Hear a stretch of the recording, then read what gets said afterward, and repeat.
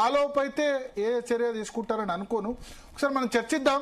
మనతో పాటు జస్టిస్ వి ఈశ్వరయ్య, ఉమ్మడి ఆంధ్రప్రదేశ్ మాజీ చీఫ్ జస్టిస్ ఆఫ్ హైకోర్టు ప్రస్తుతం ఉన్నారు. ఆయన national commission for backward classes chairperson గా కూడా పనిచేశారు. సార్, వి ఈశ్వరయ్య గారు, జీ తెలుగు న్యూస్ కోసం మీ సమయం కేటాయించిన ధన్యవాదాలు సార్. సార్, ఏమనిపించింది ఇవాళ సుప్రీంకోర్టు 2-3 అంశాలను స్ట్రెస్ చేసింది సార్. అభిషేక్ మను సింఘ్వి అన్నారు ఏంటంటే, ఇందిరా సహానీ కేసులో ఎక్కడ కూడా రిజర్వేషన్లు 50% దాటొద్దు, రాజకీయ పరంగా చెప్పలేదు అని అన్నారు. వాస్తవమేనా ఇందిరా సహానీ కేసులో రాజకీయ పరంగా రిజర్వేషన్లు దాటొద్దని చెప్పలేదా?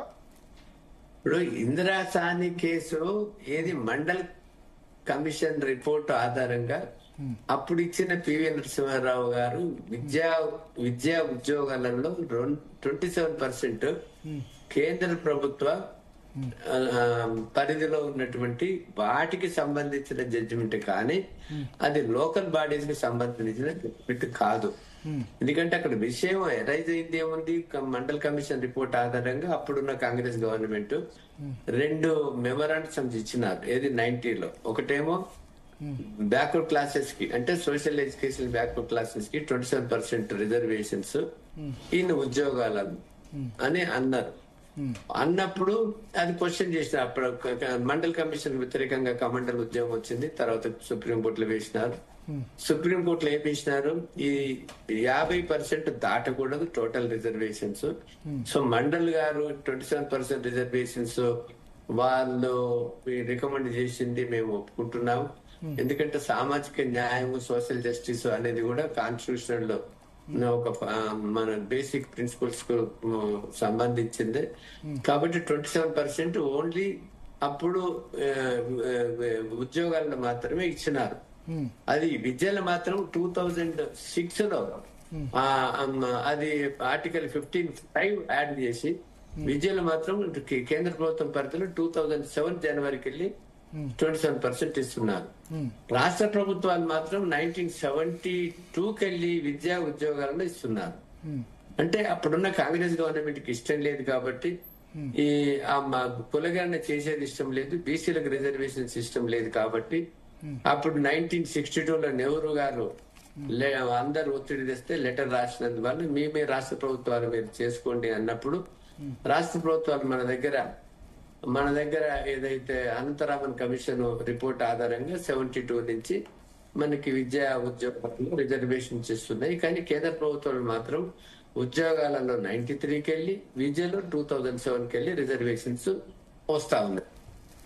ఓకే సార్, ఇక్కడ ఒక విషయం, ఇప్పుడు ఇందిరా సహానీ కేసులో పొలిటికల్ రిజర్వేషన్స్ గురించి చెప్పలేదన్నారు.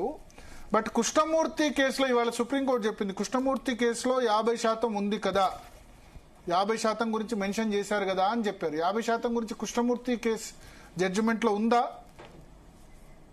కృష్ణమూర్తి క్లియర్ గా ట్రిపుల్ టెస్ట్ లో ఏమంటుందంటే, ఇది Indira Sahani case local bodies కు సంబంధించింది కాకపోయినా మేము ఆ ప్రిన్సిపల్ ని ఇక్కడ మేము అడాప్ట్ చేస్తాము.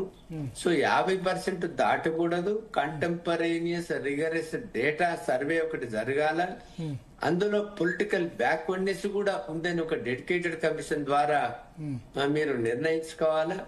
దాని తర్వాతనే మీరు ఎలక్షన్స్ జరపాలి. లేకపోతే 50% కూడా ఈ ట్రిపుల్ ప్రిన్సిపల్స్ సాటిస్ఫై కాకపోతే కాకూడదు. ఈవెన్ 50% కూడా ఎలక్షన్ జరపడానికి వీల్లేదు.